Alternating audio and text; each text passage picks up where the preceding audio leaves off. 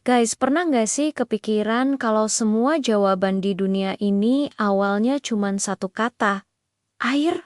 Kedengeran aneh ya? Tapi di abad ke-6 sebelum Masehi, ini tuh pemikiran yang bikin gempar. Bayangin, di tengah orang-orang yang sibuk nyembah dewa, ada satu orang nyeleneh dari Miletos yang tiba-tiba bilang, Bro, kayaknya semua yang ada di dunia ini asalnya dari air deh. Dan orang itu adalah Thales, salah satu bapak filsafat yang bikin kita semua mikir ulang tentang dunia. Lahir di kota pelabuhan Miletos, yang sekarang jadi bagian Turki. Thales tumbuh di lingkungan yang bisa dibilang Silicon Valley-nya zaman dulu.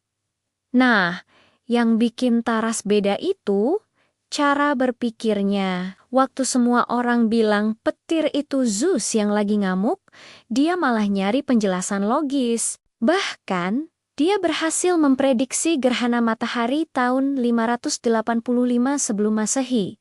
Bayangin dong, di zaman yang belum ada Google Calendar, yang paling gokil Thales berani bilang kalau air itu sumber dari segala hal. Kenapa air? Karena dia lihat air ada di mana-mana, bisa berubah bentuk, dan semua makhluk hidup butuh air. Meskipun sekarang kita tahu teorinya nggak sepenuhnya benar, tapi keberanian dia buat mikir, beda itu yang bikin dia spesial. Tapi tentu aja, nggak semua orang setuju. Ada yang nganggep dia ateis, ada yang ngetawain pas dia jatuh ke sumur, gara-gara kebanyakan merhatiin bintang. Tapi justru di situ lucunya, Thales buktiin kalau gagal itu bagian dari proses nemuin hal baru. Dan yang bikin tambah keren, Thales bukan cuma jago filsafat, dia juga pinter bisnis. Pernah tuh dia monopoli alat penggilingan zaitun sebelum musim panen. Waktu harga naik, baru dia sewain lagi. Cerdas kan? Sampai sekarang, warisan pemikiran Tata Sailis masih berpengaruh. Dia ngajarin kita kalau dunia ini bisa dipahami lewat observasi dan logika, bukan cuma mitos. Tanpa dia, mungkin kita masih percaya kalau hujan itu air mata dewa. Jadi guys, dari Thales kita belajar.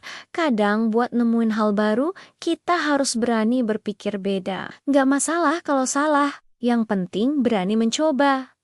Gimana menurut kalian? Kalian tim main aman atau tim berani coba hal baru? Share pendapat kalian di kolom komentar ya. Jangan lupa like dan subscribe buat konten-konten menarik lainnya. Sampai ketemu di video berikutnya.